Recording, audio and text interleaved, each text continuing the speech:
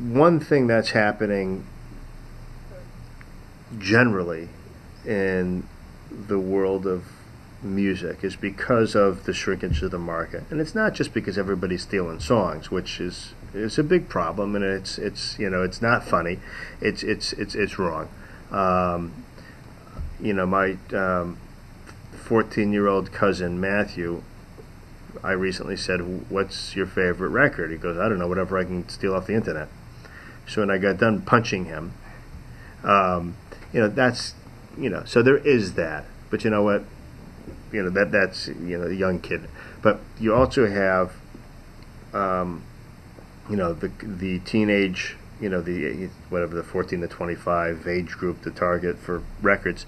You got Game Boys, you got videos, there's just so many other things to buy. There's the lifestyle. You want that pair of sneakers. Look, when I was 14 years old, the pair of sneakers cost $9.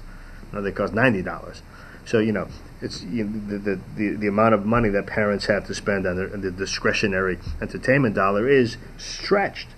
So it's not surprising that kids still. It's not that people don't want music anymore. It's what am I going to choose? And if I can get it for free, or if I could just buy the 1.99 iPod song, So what record labels are doing, and what entertainment companies are doing, because the labels are typically owned by larger, are doing things like the ringtones, the voice tones. The artists themselves are understanding how they need to branch out and brand themselves. Davenport Lyons probably has one of the biggest in Europe branding practices. We do everybody's European brands, from Fat Farm to Woo Wear to Echo to there's a list like this, and those rights are held separately by the artist, because when you do a record deal, they're not necessarily, now labels now are trying to get in on the merchandising. And artists are saying, no. So that's a struggle now, where it used to just be, no label really, every label wants merchandising, but you say, all right, we'll ask for it, but we'll give it away. So there's those ancillary parts of the business that are really proving to be profit centers. Puffy is the greatest example. Whether you like him or you don't like him, happens to be somebody I like. I do a lot of business with his label, but Sean John has earned a massive amount of money. Bad Boy Records, still a big success. His publishing company makes loads of money. He still sells his own records. So that's kind of a businessman. Jay-Z is now the head of Def Jam. So he's a senior executive running one of the world's greatest urban brand, rock, urban record labels ever, and he's a rapper. So you have this branching out of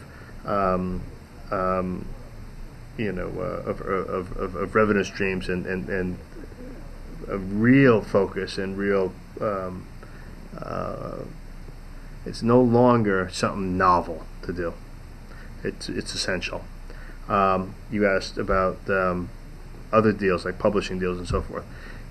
If you write your music, which not everybody does, then you can go into a music publisher and do a deal whereby they'll collect those mechanical royalties for you and share in the income and help place your songs for TV, radio, TV, film, and so forth, advertisements, and help you earn beyond just what you would have earned anyway. And you can get advances from those publishers. So if you're a songwriter, now again, let's go back to the rock band example. If there's four guys in a band, let's think of what's a band these days? Led Zeppelin. I'm going to use Led Zeppelin as a band. Okay, Jimmy Page and Robert Plant. Those guys earned the music publishing income. Bonham and Jones didn't. They didn't write. Or look at the Beatles.